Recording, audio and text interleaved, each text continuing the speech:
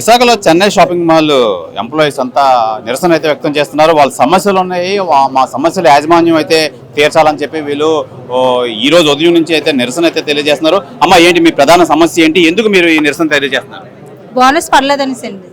Next year అంటే మనము రోజుకి డ్యూటీ ఎక్కుతాం కదా సార్, తంబేసి డ్యూటీ ఎక్కుతాం కదా, రోజంతా వర్క్ చేస్తాం. బై మిస్టేక్ గా తంబు వేయకున్నా మిస్టేక్ గా దిగిపోయినా సరే ఈ సంస్థలో రెగ్యులేషన్ లేదండి.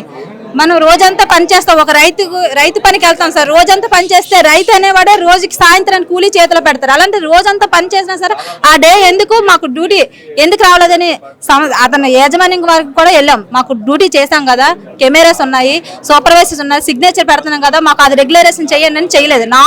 నాకే కదా అందరికి కూడా తమ్ము నైట్ వేయకపోతే తనకి శాలరీ కూడా రాదు సార్. ఎన్ని రోజులు చేసామో అన్ని రోజులు మాత్రమే కూలి వస్తుంది, డేస్లోకి వెళ్ళిపోతుంది సార్. అది కూడా ప్రాబ్లం, మాకు కొంచెం క్లియరెన్స్ చేయాల్సింది కోరుకుంటాను. 30 రోజులు డ్యూటీ వస్తుంది, ఆ 30 రోజులు డ్యూటీ కంటిన్యూ చేయాలా. ఈ ఓవర్ టైం అనేది అంటే 4 వీక్లకు 4 సండేల కింద ఇచ్చి కట్ చేస్తారనమాట. 26 రోజులు లెక్కేసి ఈ విధంగా ఇస్తారు శాలరీ అనమాట. శాలరీ ఎప్పుడైతే ఆపలేదు, బోనస్ ఆపారు, దానికోసం నిరసన చేస్తున్నారు.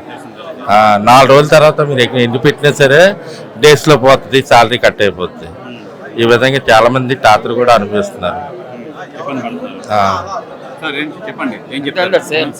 ఇక్కడ ప్రాబ్లం ఏమంటే ఏం లేదు సార్. కాకపోతే ఏంటంటే మాకున్న సమస్య ఏంటంటే పండగ అనేది ఏంటంటే సంవత్సరానికి ఒకసారి వస్తుంది. అలాంటి పండగ మేము ఈ సంవత్సరం చేసుకోలేదు. మేము పెద్ద పెద్ద సంవత్సరాలు మేము చేసాం, అక్కడ అలాంటిది ఏ ప్రాబ్లం కూడా లేదు. ఏంటి మాకు అక్కడ ఏంటంటే అక్కడ కరెక్ట్గా 12 అంటే భోగి రోజు మాకు 1 గంట ఆ టైంకి మాకు బోనస్ పడిపోద్ది. అలాంటిది వేరే సంవత్సరం నుంచి ఎందుకు వస్తామంటే మాకున్న ప్రాబ్లం వల్ల మేము బయటకు వస్తాం. కానీ ఇక్కడ చాలా చెప్పారు ఇంటర్వ్యూ రోజు మీకు అన్ని ఫెసిలిటీ ఉంటాయని. ఉదయం 10:30కు వస్తాం సార్. సపోజ్ 10:30కు వస్తా, నైట్ మా టైం ఎంత 10:30 దాటిపోద్ది. ఎప్పుడు మామూలు అనుసరించాల మనం ఈ పండగల మటుకు చాలా ఓవర్ టైం చేసామండి. టైం కూడా ఓవర్, వర్క్ కూడా ఓవరే కాదండి. అంటే ఇప్పుడు కూడా మేము వర్క్ భయపడలేదు. కాకపోతే ఏంటంటే టైమింగ్స్ ఎక్కువ, 11:30, 12 కూడా అయ్యే రోజు కూడా ఉంది పండగలో. ఇలాంటి సమస్యలను మేము ఎదుర్కొన్నాం. ఎందుకు ఎదుర్కొన్నామంటే మాకంటూ ఒక బోనస్ వస్తుంది అనే ఒక ఆధారం మీద మేము అది ఆశతోనే బేస్ మీద మేము కష్టపడ్డాం రాత్రి పగలు అనుకుంటా. అలాంటిది ఆ బోనస్ కూడా మాకు ఇవ్వకుండా ఈరోజు అంటే సంస్థ రోడ్డు మీద తీసుకొచ్చింది మమ్మల్ని, మాకున్న ఈ ప్రాబ్లం పెట్టి. అంటే మాకు ఏమీ లేదు సార్. మేము అంటే 15 నెలలు అయింది. మనం కొత్తగా మనకు వైజాగ్లో చెన్నై షాపింగ్ మాల్ వస్తుందంటే మేము అందరం ముందుగా మేమే ఆనందపడ్డాం. ఎందుకంటే నెంబర్ 1 సంస్థ అని అందరూ అన్నారు. అందువల్ల మేము కూడా జాయిన్ అవ్వడానికి కారణం కూడా మేము వేరే సంస్థలో బోనస్ వదిలేసుకుని రావడానికి కూడా కారణం ఏంటంటే మంచి సంస్థనే మేము వచ్చాం. వచ్చాక ఏంటంటే అన్నీ బాగానే ఉన్నాయి, సమస్య ఏమి ప్రాబ్లం ఏమీ లేదు. మాకు వచ్చేటప్పటికి ఏంటంటే బోనస్ విషయంలో అనేటప్పటికి మేము ఇన్ని సంవత్సరాలు అందరూ కూడా 1 సంవత్సరం 2 సంవత్సరాలు ఎక్స్పీరియన్స్ ఉన్న వాళ్ళు ఎవరూ రాలేదు. అందరూ కూడా కనీసం లేదంటే 30 years ఇండస్ట్రీయే ఉన్నది. అందరూ ఎంప్లాయీస్ అందరూ ఎవరో కూడా వచ్చేది. కొత్తగా కూడా జాయిన్ అయ్యే వాళ్ళు కూడా కొత్త జాబులు కూడా ఇవి 12 గంటలు 13 గంటలు ఒక ఎంప్లాయీ నించుని ఉండాలంటే ఎవరు కూడా చదువుకున్న కుర్రోడు ఎవరు కూడా ఉండరు. ఈ పాత తరానికే ఇది ఇక్కడతో అయిపోతుంది. తర్వాత నెక్స్ట్ తరం అనేది కూర్చుని చేసుకునే జాబులే తప్ప నించుని చేసుకునే జాబులు కూడా ఎవరు చేసేవాళ్ళు లేరు. ఈ శాలరీస్ కూడా గమనంటే కట్టండి. మేమేంటంటే ఎప్పటి నుంచి అలవాటు పడిపోయింది దాని మీద, దీనికి మేము తప్పదు.